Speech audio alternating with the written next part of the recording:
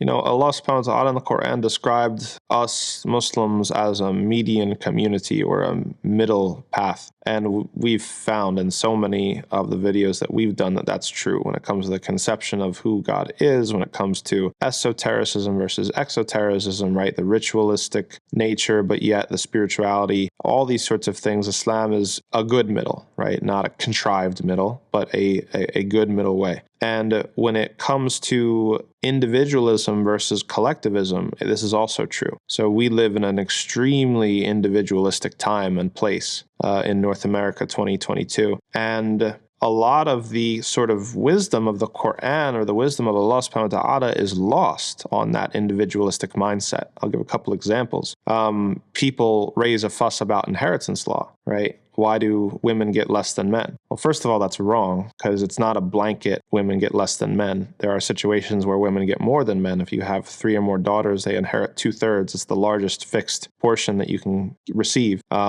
So daughters versus fathers or daughters versus uncles, there's lots of situations in which women inherit more than men. But what is the actual technical truth is that if there are brothers and sisters, they're all siblings. Then the male siblings, right, the boys, the sons, are going to receive more than the daughters or the girls, their sisters. And so the individualist raises a fuss. Like, this is not fair, right?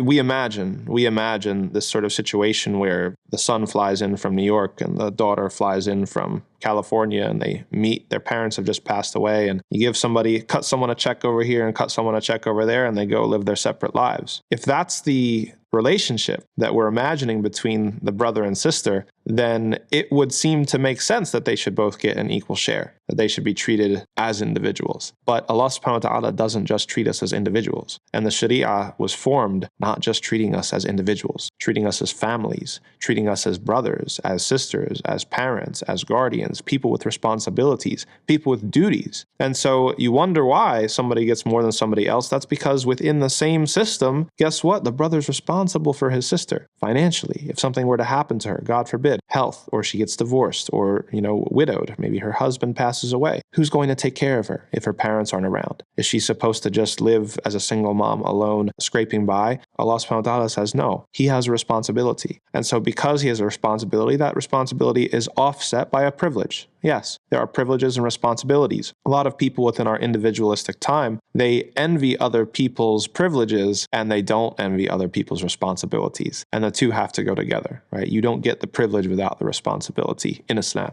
Okay, so there's a lot of sort of things like this. Inheritance law is just one example where we look to things and we say, well, that doesn't make sense. But really, why doesn't it make sense is because our sensibilities have been skewed by individualism, and we think too much of ourselves as individuals as opposed to something that's more collective. Is there an extreme on the collectivist side? Yes, but we'll hold off on comment there until we live in a time where that's actually relevant.